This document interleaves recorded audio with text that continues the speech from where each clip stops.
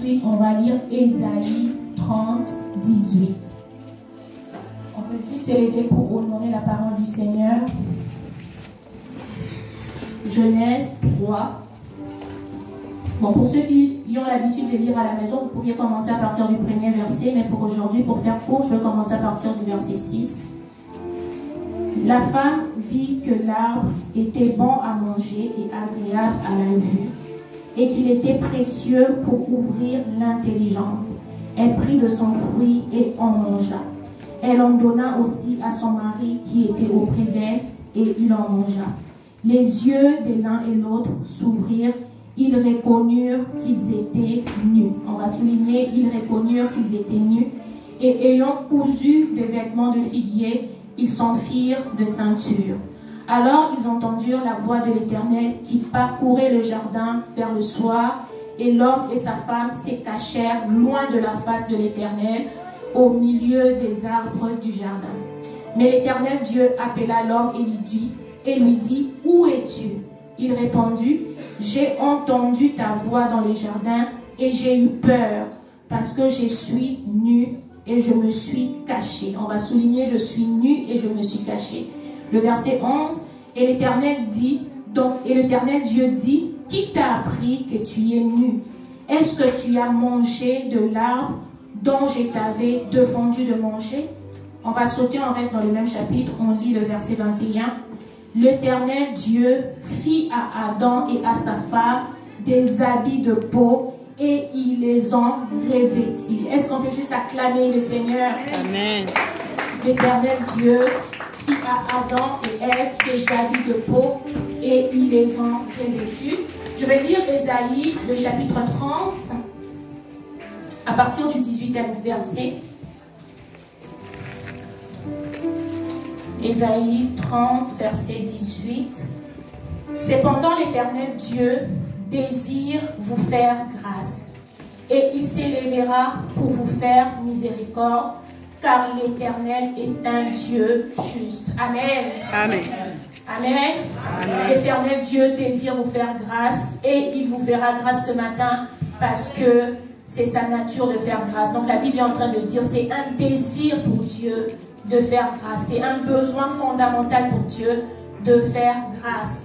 Et par définition, c'est quoi la grâce? Donc la grâce, c'est toute faveur que nous recevons de Dieu. La grâce, c'est toute faveur que nous recevons de Dieu. La grâce, c'est l'expression de l'amour de Dieu. La grâce, c'est l'expression de la compassion de Dieu envers l'humanité. La grâce, c'est l'expression de la compassion de Dieu. Amen. Amen. Et la grâce n'a pas de critères de sélection. Est-ce que tu peux juste dire à ton voisin, la grâce n'a pas de critères de sélection? La grâce n'a pas de critères. Donc cela veut dire que tu n'as pas besoin d'être grand, tu n'as pas besoin d'être petit, tu n'as pas besoin d'avoir des titres dans la société pour que Dieu te fait grâce. Donc la Bible est en train de dire que Dieu fait grâce à qui il veut. Donc c'est-à-dire que tu n'as pas besoin des titres spécifiques, tu n'as pas besoin même des approbations de hommes. Donc si Dieu veut te faire du bien, il ne va pas donc c'est rabaisser au protocole des hommes. Il ne va pas dire non, toi je ne veux pas te faire du bien parce que tu es ceci, parce que tu es cela. Si Dieu veut te faire du bien, il te fera grâce simplement parce qu'il est Dieu. Amen. Amen. Donc on voit dans la Bible, de Genèse à l'Apocalypse, la Bible est un livre qui est basé sur la grâce. C'est un livre de la grâce. Parce que Dieu, de Genèse à l'Apocalypse, on voit un Dieu qui aime l'humanité. On voit un Dieu compatissant envers l'humanité. On voit un Dieu miséricordieux envers l'humanité. Amen, mon Dieu. Et la première manifestation de la grâce de Dieu commence dans la Bible, commence depuis la Genèse, commence depuis le Jardin d'Éden. On a lu tantôt, c'est un passage que nous connaissons tous, le récit de l'humanité. Donc on voit Adam et Ève qui sont créés par Dieu. Dieu les place dans le Jardin d'Éden et ils étaient tout heureux, tout allait bien, il n'y avait pas de maladie, ils n'avaient pas de situations difficiles qui les atteignaient parce qu'ils étaient en harmonie justement avec Dieu. Et Dieu les avait donné simplement une seule condition, que vous pourriez manger tous les arbres du jardin, mais celui de la connaissance du bien ou du mal, et du mal vous ne devez pas en manger de ces fruits. Donc, tant qu'ils étaient obéissants envers Dieu, tout allait bien, jusqu'à ce que tout puisse changer un jour. Donc, la Bible est en train de dire, le serpent qui se présente, qui fait de flatterie et qui séduit justement Ève au point de pousser Ève à manger l'arbre de la connaissance du bien et du mal. Et tout juste après avoir désobéi à Dieu, tout juste après avoir mangé le fruit qui était défendu par Dieu, la Bible nous dit que automatiquement l'homme et la femme ont constaté qu'ils étaient nus. Amen. Amen. Automatiquement. Donc c'était la première conséquence de la désobéissance. La découverte de la nudité. La découverte de la nature pécheresse. La découverte du mal. C'était ça justement la première conséquence du péché. Ils ont découvert qu'ils étaient nus. Et Dieu qui parcourt la terre, Dieu qui parcourt le jardin, mais il pose la question à l'homme, mais où es-tu? Habituellement, je viens dans le jardin, tu es toujours là, je peux te voir facilement, mais qu'est-ce qui fait en sorte qu'aujourd'hui, je n'arrive pas à te voir? Et Adam qui répond à Dieu, je suis nu. J'ai eu peur que tu puisses me voir dans cette condition. J'ai eu honte que tu puisses constater que je suis nu. Et Dieu qui pose la question, mais qui t'a appris que tu es nu? Qui t'a appris que tu es nu? Est-ce que tu as mangé le fruit que je t'avais défendu? Et la réponse, malheureusement, était oui. Et on sait par la suite ce qui est arrivé. Dieu a maudit la terre, il a maudit la femme, il a maudit l'homme et il les a chassés du jardin. Mais ce que j'aime avec Dieu, c'est qu'avant même qu'il puisse chasser l'homme dans les jardins mettant dedans, Dieu a fait quelque chose qui m'a toujours impressionné. Et donc parfois je me pose la question, est-ce que Dieu était obligé de faire ça?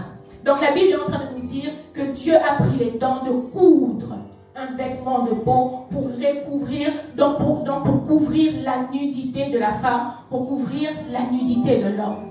Amen. Amen. Dieu a pris le temps de couvrir la nudité de l'homme. Est-ce que Dieu était obligé de faire ça? Donc la question que je te pose ce matin, est-ce que Dieu était dans l'obligation de faire ça? L'homme avait péché par sa propre faute. Il a péché, il a désobéi à Dieu et il est en train de vivre les conséquences de ses péchés. Et Dieu qui décide par miséricorde de couvrir la nudité de l'homme. De couvrir la nudité de l'homme. Ce que Dieu avait fait ce jour-là, c'était simplement, il voulait couvrir la honte de l'humanité. Il voulait couvrir l'humiliation de l'humanité. Il voulait couvrir nos fautes. Il voulait couvrir nos iniquités. Et c'était même ces jours-là la préfiguration de la rédemption. Dieu annonçait l'arrivée de Jésus. Dieu annonçait l'arrivée de Jésus pour nous couvrir. Vous savez, quand on est nu, franchement, on est faible, on se sent faible. On se sent déstabilisé, on a honte, donc on se sent rien. Imaginez-vous, on vous prend, on vous laisse nu en public, quel serait votre sentiment? Donc vous vous sentirez, vous êtes moins que rien, vous êtes rien. Et la Bible est en train de dire, un peu plus loin, que la conséquence du péché, c'est la mort. Et ces jours-là dans Éden, la première conséquence du péché, c'était la découverte de la nudité. La nudité qui cache en elle la mort. La nudité qui cache en elle les malédictions. La nudité qui cache en elle les condamnations. Et ces jours-là, Dieu a couvert le péché de l'humanité. Amen. Dieu a couvert le péché de l'humanité. Je ne sais pas aujourd'hui, peut-être que tu vis avec des remords, des choses que tu as eu à faire dans le passé, mais c'est que j'aimerais te dire ce matin que la grâce de Dieu est disponible pour toi. Que la grâce de Dieu ce matin est disponible pour toi. Et toujours si on reste dans le livre de Genèse, la Bible précise, en introduisant le chapitre 3, que Adam et Ève, ils étaient déjà nus. La Bible ne dit pas qu'ils sont devenus nus quand ils ont mangé. Ils ont simplement découvert leur nudité parce que les yeux se sont ouverts. Mais ils étaient déjà nus. C'est là pour dire simplement, cela montre simplement la nature de l'homme. Cela montre simplement notre nature, une nature de faiblesse, une nature qui ne peut pas plaire à Dieu par ses propres efforts. Nulle part dans la Bible, avant que l'homme pêche, on nous dit que Adam donc essayait de plaire à Dieu par ses propres efforts. Ça ne marche pas. Nulle part on nous dit que Adam faisait des sacrifices, il faisait des cérémonies. Nulle part on nous dit que Adam ou Ève essayaient de plaire à Dieu par leur propre force. Et nulle part non plus on nous dit qu'ils étaient parfaits. Non. La preuve même qu'ils n'étaient pas parfaits, c'est parce qu'ils étaient déjà nus. Ils avaient déjà une nature faible en elle-même. Ils étaient déjà nus. Et parfois je me dis, c'est toujours bien de faire de bonnes œuvres pour plaire à Dieu, parce que c'est ça la parole de Dieu. Mais personne ne peut être sauvé par ses propres efforts. Si la grâce de Dieu ne te couvre pas, tu n'es rien. Si la grâce de Dieu ne nous couvre pas, si sa sainteté ne nous couvre pas, nous sommes rien. Amen. Nous sommes rien. Adam était déjà nu avant la découverte du péché. Ils étaient déjà nus avant de manger le fruit. Et la seule chose, justement, qui fait en sorte que pendant qu'ils étaient nus, ils ne le voyaient pas, leurs yeux étaient voilés, c'est simplement parce qu'ils étaient couverts par la sainteté de Dieu. La présence de Dieu était parmi eux. Parce que quand ils ont péché, ils se sont retirés de la présence de Dieu. La sainteté qui les couvrait a disparu. Quand ils ont péché, la séparation a commencé. La séparation entre l'homme et son créateur a commencé. Mais ils étaient déjà nus. La seule chose qui faisait en sorte qu'ils ne puissent pas voir leur état de honte, leur état faible en tant qu'humains, c'est parce qu'ils étaient couverts par la sainteté de Dieu. La présence de Dieu elle-même était leur vêtement. La présence de Dieu était leur force. Et j'aimerais te dire ce matin, désire la présence de Dieu plus que toute chose. Amen. Désire la présence de Dieu plus que toute chose et appuie-toi sur la grâce de Dieu. La Bible est en train de dire, nous sommes sauvés par la grâce au moyen de la foi. Donc personne ne viendra dire que s'il est saint, c'est parce qu'il a eu à faire des efforts. Non, ça n'existe pas. Dernièrement, j'ai vu dans les nouvelles, on a, comment je peux dire, on a proclamé un prêtre qui est mort depuis plusieurs années. On a déclaré en 2024 qu'il est saint. Donc on l'a béatifié, quelque chose comme ça. Donc les hommes déclarent un mort saint. Qu'est-ce qui vous donne cette autorisation? C'est Dieu qui déclare saint. Amen. C'est Dieu qui déclare saint et c'est la présence de Dieu qui nous rend saints. Ce n'est même pas par nos efforts. Tu peux être là, tu fais des efforts, tu dis que du matin jusqu'à 0 heure, je veux m'exercer. Ça c'est bien. Tu as des récompenses devant Dieu. Je veux m'exercer. Je ne veux pas pécher. Même si tu ne pêches pas physiquement, même si inconsciemment tu ne pêches pas, la sainteté c'est Dieu qui les donne. Amen. Amen. Tu peux faire des efforts. Tu peux dire que je n'ai pas péché, je plais à Dieu, je fais ce que Dieu veut de moi. Mais l'état de la sainteté, c'est Dieu qui te donne. Amen. Parce que dès le départ, l'homme était déjà nu. Nous allons voir 5 sortes de la grâce. Donc là, ça peut être plus que ça, la liste n'est pas exhaustive. Mais ça, c'est plus les points qui ont les plus attiré mon attention. 5 sortes de grâce. Premièrement, nous allons voir la grâce comme étant la faveur que Dieu accorde aux païens pour être sauvés. Donc ça, c'est la grâce du salut, la faveur que Dieu accorde aux païens pour être sauvés. C'est cette grâce, justement, qui nous a trouvés un jour quand nous étions encore loin de Dieu, quand nous étions encore égarés dans les péchés. C'est cette grâce qui a fait de nous enfants de Dieu. La Bible est en train de dire, au temps marqué par Dieu, Jésus est mort pour nos péchés. Donc Dieu a mis à la disposition de l'humanité son Fils Jésus, afin que ceux qui croient en lui soient sauvés. Donc c'est ça la première sorte de grâce. Et la deuxième sorte de grâce, c'est la grâce universelle. Donc cette grâce, c'est simplement l'expression de la compassion de Dieu envers l'humanité. Donc c'est ici la grâce, ce n'est pas donc la grâce que Dieu accorde seulement aux chrétiens, non. C'est une grâce que Dieu accorde à tout le monde. Que tu sois païen, que tu sois athée, que tu sois occultiste, méchant, peu importe qui tu es, Dieu t'accorde cette grâce parce qu'il est dit dans Matthieu 5, 45 que Dieu fait pleuvoir sa pluie sur le bon et sur le méchant. Que Dieu fait lever son soleil sur les justes et les injustes. Donc ça, cette grâce, c'est tout le monde qui les reçoit. Donc ce n'est pas parce que la personne ne prie pas que Dieu va dire, ok, parce qu'il ne prie pas, je vais le frapper de pauvreté, il va souffrir. Non, Dieu est un Dieu amour. J'ai souvent entendu les gens dire, ah mais pourquoi cette personne est morte, elle était tellement bien, elle est morte, mais l'autre qui fait beaucoup de péchés, mais jusqu'aujourd'hui, ce vieux papa là, il ne meurt pas, il continue toujours dans la sorcellerie. Lui aussi, il bénéficie de la grâce. Mais sa grâce, c'est pour un temps. Amen. Lui aussi bénéficie de la grâce. On a aussi entendu des gens faire des témoignages, des gens qui n'ont pas reçu Jésus dans leur vie. J'ai échappé de la mort. J'ai échappé de la mort. J'ai eu à faire plus de 7 accidents dans ma vie et je ne suis pas morte. Un chrétien va venir à l'église, il va témoigner. C'est Dieu. C'est Dieu qui m'a sauvé, c'est Dieu qui m'a épargné de la mort. Mais cette personne-là qui ne prie pas, cette personne-là qui ne connaît même pas Dieu, pour lui, il verra que c'est normal, mais en réalité, c'est la grâce de Dieu qui le couvre également. Amen. On a aussi vu des expériences, donc des gens qui racontent l'expérience des morts imminentes. Donc il était à l'hôpital, il était dans le coma, il est mort. Un chrétien va reconnaître la main de Dieu. Un chrétien va dire, j'étais mort et Dieu m'a ramené à la vie. Il reconnaît la grâce de Dieu, il reconnaît la main de Dieu.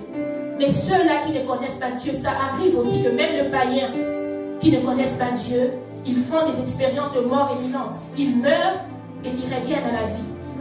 Mais la différence, c'est qu'eux, ils ne voient pas Dieu dans les actes. Donc la science explique ça, que c'est une expérience de mort imminente, ça arrive à tout le monde. Mais nous, chrétiens, on sait que c'est la grâce de Dieu. Donc Dieu fait pleuvoir sa pluie sur les bons et sur les méchants. Donc si la personne qui te combat dans la sorcellerie est encore en vie, ne t'inquiète pas. Il est aussi sous la grâce. Il vit parce que Dieu veut qu'il puisse se repentir également. Et la troisième sorte de grâce, ça, c'est la grâce qui est maintenant spécifique aux chrétiens. On ne trouve pas ça dans le monde. C'est la facilité que Dieu accorde aux croyants pour obtenir les bénédictions qui sont en Jésus. Amen. Amen. C'est la facilité que Dieu nous donne pour obtenir la facilité, pour obtenir les bénédictions qui sont en Jésus. Ça, on ne les trouve pas dans le monde. C'est seulement l'exclusivité du chrétien. Amen. Amen. C'est seulement l'exclusivité du chrétien. C'est à ce niveau, justement, que Dieu fait la différence entre un chrétien et un païen. Entre celui qui a reçu son fils et celui qui n'a pas reçu son fils. Et la première bénédiction que nous recevons en Jésus, c'est d'être appelé enfant de Dieu, c'est de devenir enfant de Dieu. La Bible est en train de dire à tous ceux qui l'ont reçu, il leur donne le pouvoir de devenir enfant de Dieu. Amen. Donc c'est la première bénédiction que nous recevons en Jésus-Christ. Amen. Et cette grâce n'a rien à voir avec la grâce universelle que Dieu accorde à tout le monde. Les bontés de Dieu dans ta vie, tu ne dois pas le mesurer seulement au matériel. C'est pas parce qu'aujourd'hui tu n'as pas que tu vas dire non, Dieu ne m'a pas, Dieu ne m'aime pas, Dieu m'a abandonné, Dieu ne pense pas à moi, il fait du bien aux autres, il fait du bien à mes ennemis, mais moi qui les sers, moi qui viens tout le jour à l'église, pourquoi Dieu ne me voit pas? Pourquoi Dieu ne me voit pas? Ça arrive souvent, c'est pour ce genre de questions. Mais ceux-là qui sont dans le monde, ils prospèrent, ils ont construit, ils ont ceci, ils ont cela. Mais pourquoi est-ce que moi, ma vie ne change pas? Pourquoi est-ce que je continue toujours donc à vivre les mêmes situations difficiles dans ma vie? Donc parfois, on réduit la grâce de Dieu au bien matériel. Alors que nous, en tant qu'enfants de Dieu, notre grâce ne se limite pas au bien matériel. Amen. Notre grâce est extra-universelle. Amen. Toi, tu as le Saint-Esprit. Celui-là qui est dans le monde, il n'aura jamais le Saint-Esprit. Tant qu'il n'a tant et aussi longtemps qu'il ne donne pas sa vie à Jésus, il n'aura pas le Saint-Esprit. Toi, tu as le Saint-Esprit. Toi, tu es enfant de Dieu. Toi, tu as les dons spirituels. Dans le monde aussi, il y a des gens qui ont des dons, ils peuvent voir des visions, mais la différence, c'est que toi, ton don, c'est spirituel. C'est le Saint-Esprit qui te le donne. Toi, tu as des fruits de l'Esprit. Dans le monde, on ne trouve pas des fruits de l'Esprit. Les fruits de l'Esprit, c'est le Saint-Esprit qui nous le donne. Pour plaire à Dieu, pour être agréable à Dieu. Pour continuer à rester en permanence dans la présence de Dieu. Toi, tu as le Saint-Esprit. Dans le monde, on voit aussi les gens qui sont bons naturellement. Naturellement, il n'a pas le Saint-Esprit, mais il est patient naturellement, il est tempérant. Donc, il est tempérant naturellement, il fait de bonnes actions naturellement. Mais ça peut être passager. Pourquoi? Parce que c'est comme une maison qui est bâtie sur les sables.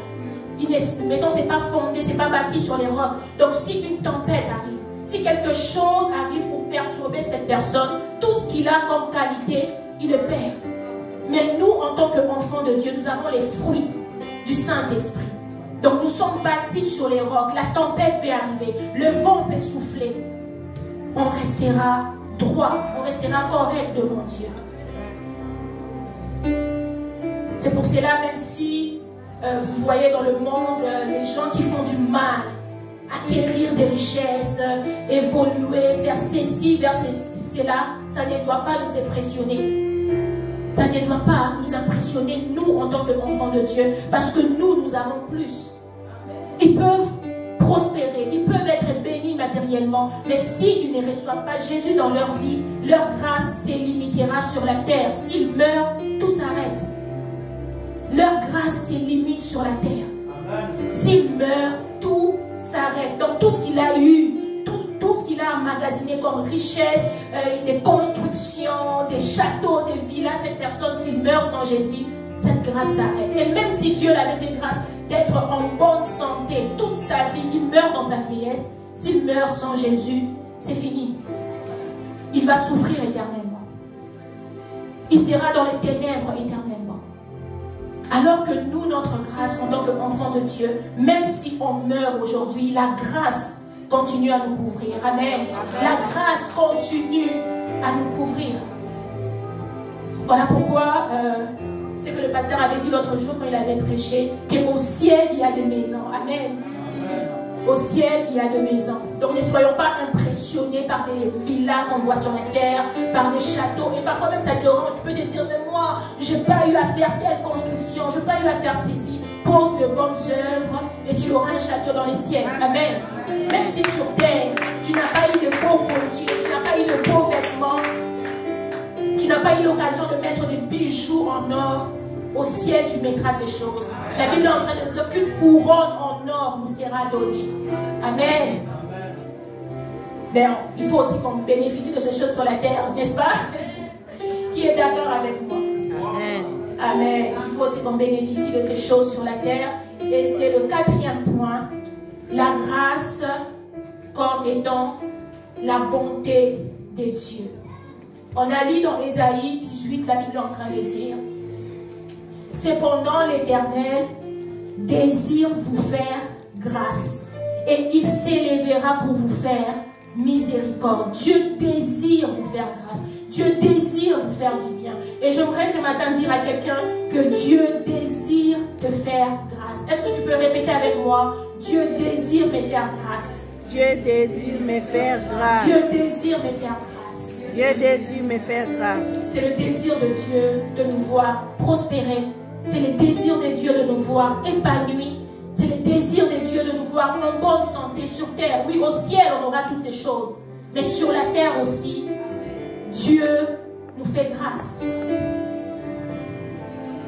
Sur la terre aussi, Dieu nous fait grâce. La Bible est en train de dire: je souhaite que tu prospères à tous égards comme prospère l'état de ton âme. À tous égards. C'est-à-dire sur le plan financier, sur le plan matériel, sur le plan mental, sur le plan spirituel. Dans tout le domaine de nos vies, Dieu désire nous voir prospérer. La richesse, ce n'est pas un péché. Parfois les gens disent: oh non, l'évangile de la richesse. Le mal, c'est de prêcher du 1er janvier janvier au 31 décembre, bénédiction, bénédiction, bénédiction. Mais la bénédiction, c'est notre avantage aussi en tant qu'enfant de Dieu. La Bible est en train de dire que Dieu a donné la terre aux hommes. Mais si la terre est aux hommes, on doit bénéficier de tout ce qui est sur la terre. On doit aimer les bonnes choses. On doit aimer les bonnes choses. La Bible est en train de dire que Dieu désire vous faire grâce. Dieu désire te donner la victoire dans ses combats. Dieu désire te donner la réussite dans tes projets. Dieu désire te donner les succès dans tes entreprises. Dieu désire t'élever. Dieu désire te faire briller. C'est ça le désir de Dieu. Il y a un homme dans la Bible, j'aimerais quand même qu'on puisse le lire, alors qu'on a un peu de temps, qui s'appelle Mephibosheth. Donc c'est un nom qu'on ne connaît pas tous, hein, peut-être. C'est pas quelqu'un qu'on a souvent l'habitude d'en parler. Il s'appelle Mephibosheth. On va lire dans 2 Samuel, le chapitre 9, les versets 1 à 6.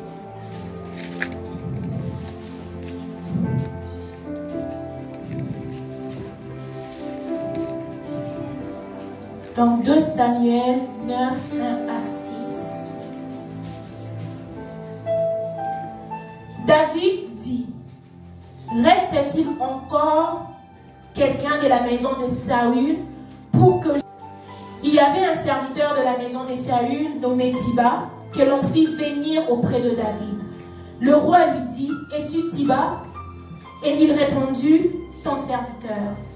Le roi dit, n'y a-t-il plus personne de la maison de Saül pour que j'eusse envers lui de la bonté de Dieu? Et Tiba répondit au roi, il y a encore un fils de Jonathan perclus de pied. Le roi lui dit, où est-il? Et Tiba répondit au roi, il est dans la maison de Makir, fils d'Amiel, à Lodébar. Le roi l'envoya chercher à la maison de Makir, fils d'Amiel, à Lodébar. Mephibosheth, fils de Jonathan, fils de Saül, vint auprès de David, tomba sur sa face et se prosterna. David dit, Mephibosheth, et il répondit, mais voici ton serviteur. David lui dit, n'aie craint point, car je veux te faire du bien à cause de Jonathan ton père. Je te rendrai toutes les terres de Saül, ton père, tu mangeras toujours à ma table. Donc ça, c'est l'histoire d'un homme qu'on appelle Mephibosheth. Donc c'est quelqu'un qui, dans la société, il n'était pas considéré, premièrement, il était perclus de pied, il était paralysé de pied, il était fils de Jonathan, petit-fils de Saül. Donc à l'époque, tout allait bien.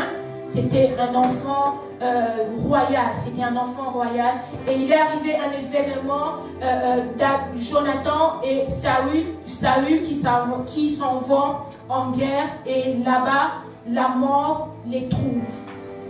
À cet endroit-là. La mort les trouve. Donc c'est comme si on est là aujourd'hui. On attend sur les nouvelles, tel président est mort. Imaginez donc la pagaille qu'il y aura dans ces pays-là.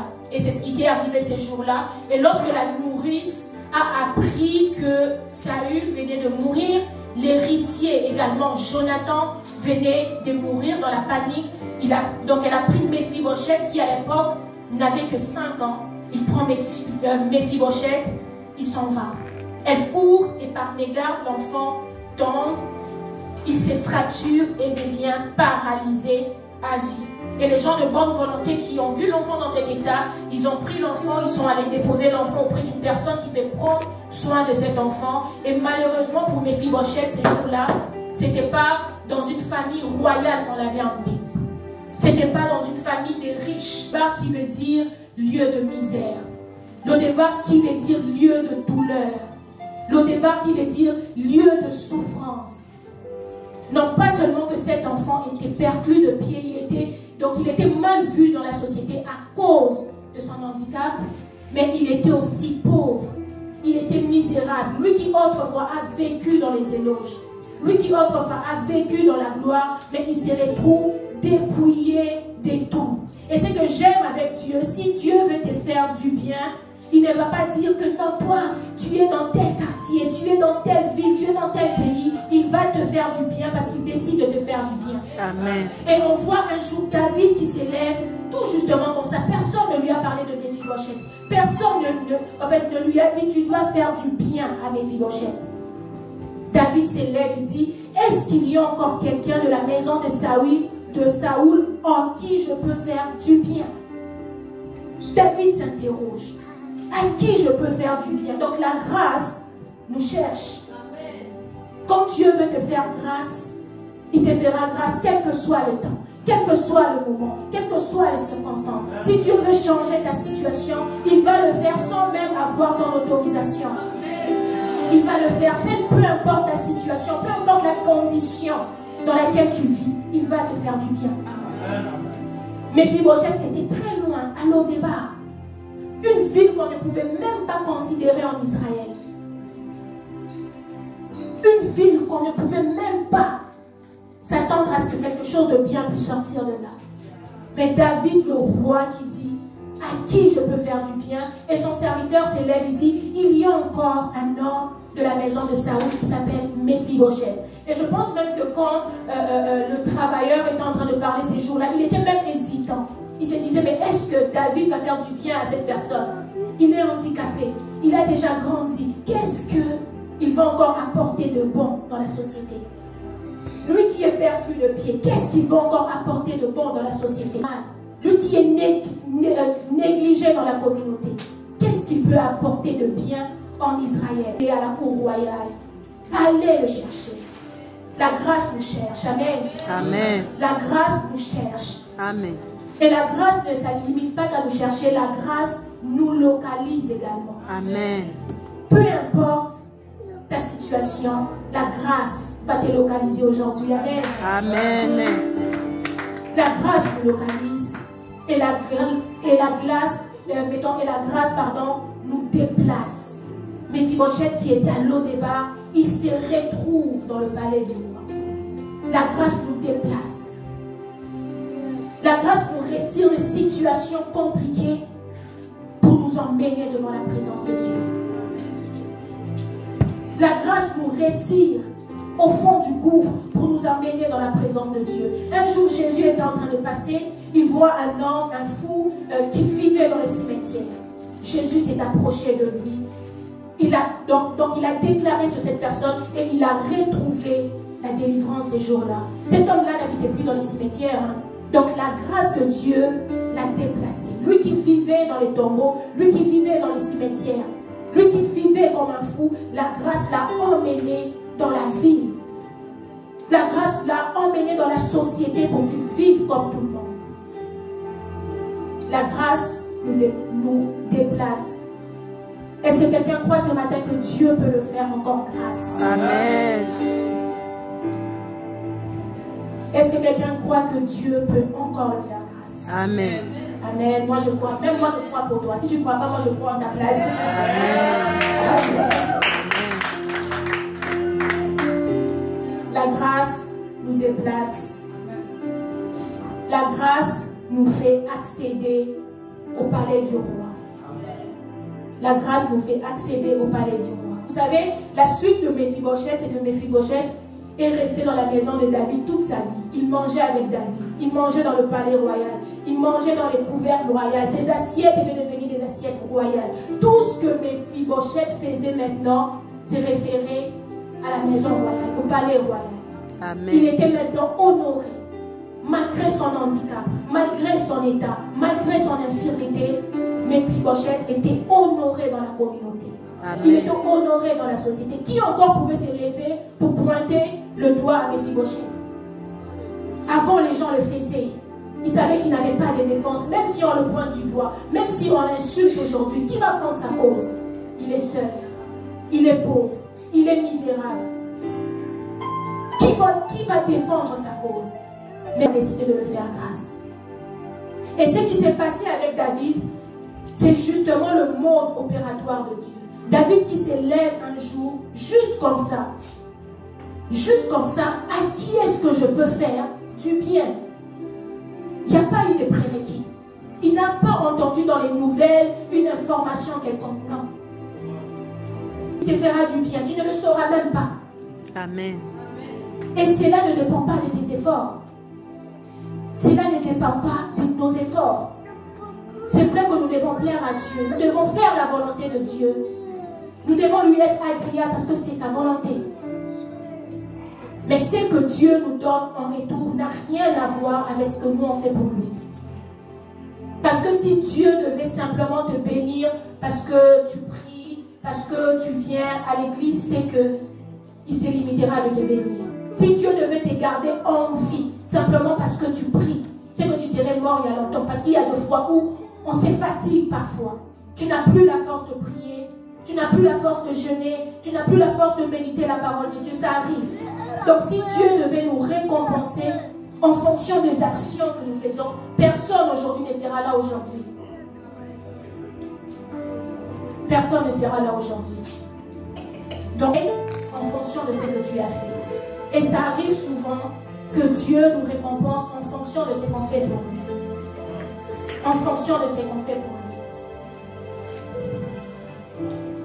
lui. Et c'est même la rémunération qui fait en sorte que dans le ciel, qu'on ait des maisons